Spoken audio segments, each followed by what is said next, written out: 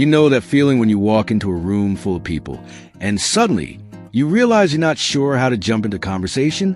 Or maybe you've noticed your calendar is looking a little empty these days, and you're wondering how to fill it with meaningful moments. If you're over 65, you might be feeling this shift more than ever. Life changes, kids move away, retirement settles in, and sometimes it feels like the world's moving faster than you are. But here's the thing. Staying socially active after 65 isn't just possible. It's one of the most powerful ways to live a happier, healthier, and more vibrant life. Social connections keep our hearts full, our minds sharp, and our spirits lifted. And the best part? It's never too late to build those connections or strengthen the ones you already have. In this video, we're going to walk through 6 simple, practical ways to stay socially active after 65. These aren't complicated strategies or things that require a ton of energy. They're realistic, doable steps you can start today to bring more joy and connection into your life. Whether you're someone who loves a bustling social calendar or you prefer quieter one-on-one moments, there's something here for you. So grab a cup of coffee, get comfortable, and let's dive into the first way to stay socially active. One of the easiest and most rewarding ways to stay connected is by joining a local club or group. Now, I know what you might be thinking. Clubs sound like something for younger folks, or maybe you're worried about walking into a room full of strangers. But hear me out. There's a group out there for just about every interest, and they're filled with people who want to connect, just like you. Maybe you love gardening, and there's a local garden club where you can swap tips on growing the perfect tomatoes. Or perhaps you've always wanted to try painting. Many community centers offer art classes where you can create and chat with others. Even if you're not sure what you're passionate about yet, there's likely a senior center nearby with activities like book clubs, card games, or even dance classes. Let me tell you about my friend Margaret. She's 72, and a few years ago, she felt like her social life was shrinking. She missed the chatter of her old coworkers and the buzz of a busy schedule. So she took a leap and signed up for a weekly knitting group at her local library. At first, she was nervous. She hadn't knitted in years, but the group welcomed her with open arms. And now, she's not only mastered scarves and hats, but also made friends she meets for coffee every Thursday. The key is to start small. Look up what's happening at your local community center, library, or church. Many of these groups are free or low cost, and they're designed to bring people together. You don't have to commit to anything huge. Just show up, smile, and see where it takes you. Now, if joining a group feels like a big step, another fantastic way to stay socially active is by volunteering. Volunteering isn't just about giving back. It's a chance to meet people, share your skills, and feel that warm glow of making a difference. There are so many opportunities that fit different energy levels and interests. For example, if you love kids, you could read stories at a local school or library. If animals are your thing, shelters often need volunteers to walk dogs or cuddle cats. Even something as simple as helping out at a food pantry can lead to great conversations and new friendships. Take John, for instance. He's 68 and used to feel like his days were blending together after he retired. He started volunteering at a community garden, helping plant vegetables for a local food bank. Not only did he get to spend time outdoors, but he also met a group of folks who now invite him to barbecues and game nights. Volunteering gave him a sense of purpose and a new circle of friends.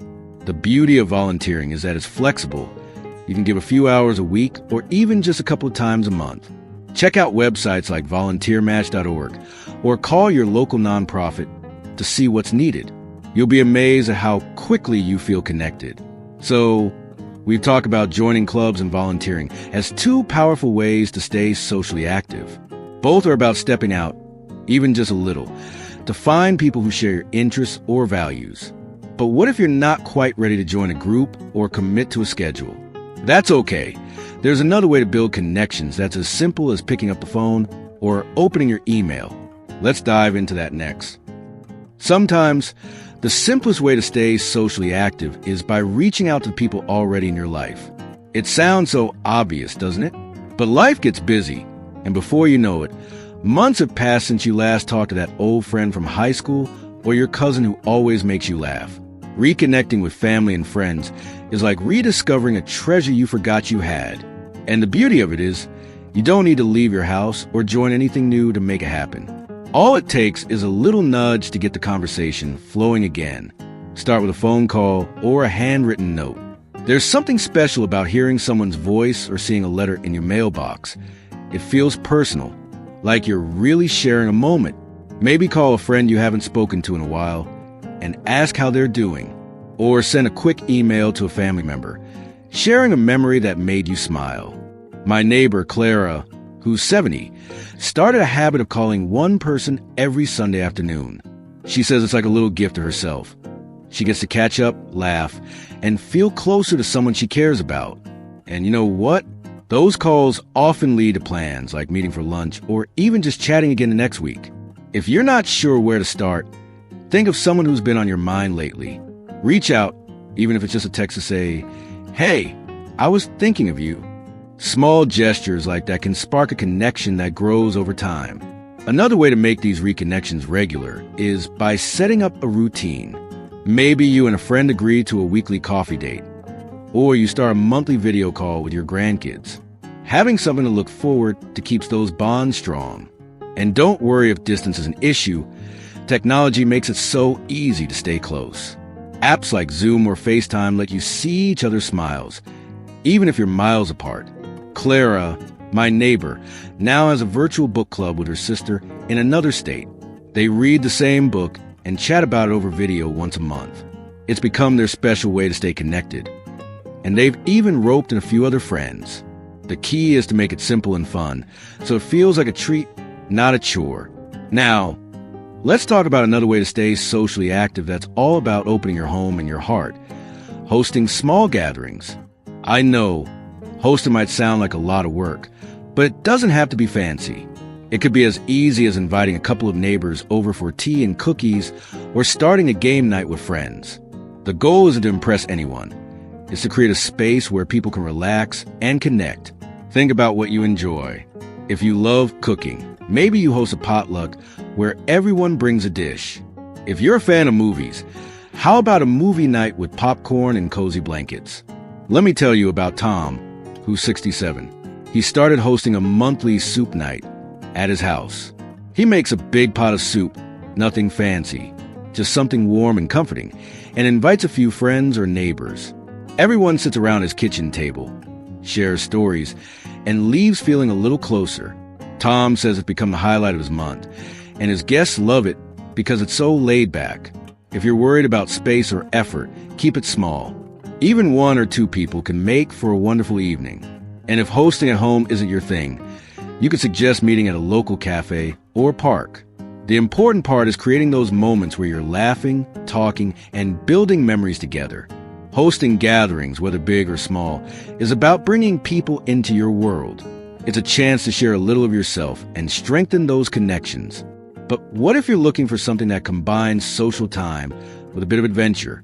There's a way to stay active and meet new people that gets you moving and exploring, and it's perfect for anyone who loves a change of scenery. Let's talk about that next. One of the most exciting ways to stay socially active is by exploring group activities that get you out and about, like joining a walking group or a travel club.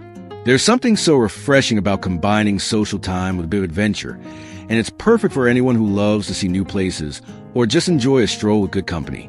Walking groups are a fantastic option because they're low pressure and great for your health.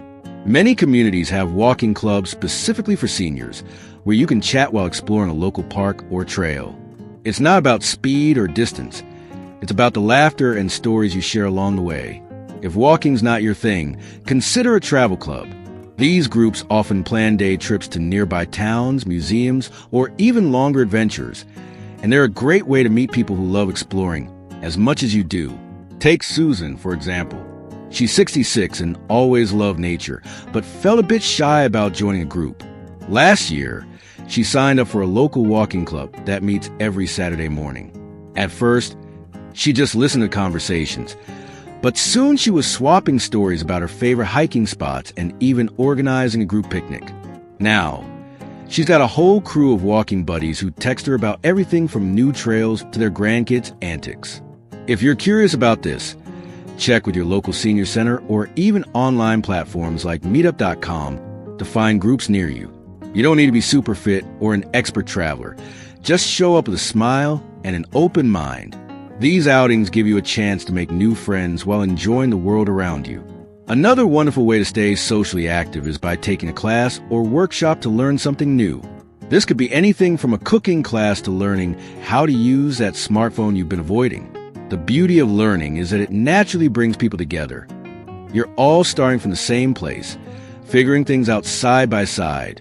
Community colleges, libraries, and recreation centers often offer classes tailored for seniors, covering topics like photography, writing, or even yoga. Not only do you pick up a new skill, but you also get to connect with others who are just as curious as you are. I heard about Dorothy, who's 69, and decided to take a pottery class at her local community center. She hadn't touched clay since high school, but she thought, why not? The first day, she was nervous, but by the end of the class, she was laughing with her classmates over their lopsided pots. Now, she's not only making beautiful bowls, but also has a group of friends she meets for lunch after class. Learning something new creates a shared experience that makes connecting so much easier. Plus, it's a confidence boost to try something you've never done before. Look up what classes are offered in your area. You might be surprised at how many options there are, from painting to computer skills to ballroom dancing. So, we explored 6 ways to stay socially active after 65, joining clubs, volunteering, reconnecting with loved ones, hosting gatherings, joining walking or travel groups, and taking classes. Each of these is like a little spark that can light up your social life, bringing more joy and connection every day. The key is to start small, try what feels right for you, and keep an open heart. You don't have to do all of these at once. Just pick one that excites you and take that first step. You'll be amazed at how quickly those connections grow and how much happier you feel. I'd love to hear from you in the comments. What's one way you're staying socially active? Or what's something you're excited to try? Your stories inspire others. So don't be shy. If you found this video helpful, please give a thumbs up and hit that subscribe button for more tips on living your best life after 65. Here's to building new friendships, strengthening old ones, and living a life full of connection and joy at any age.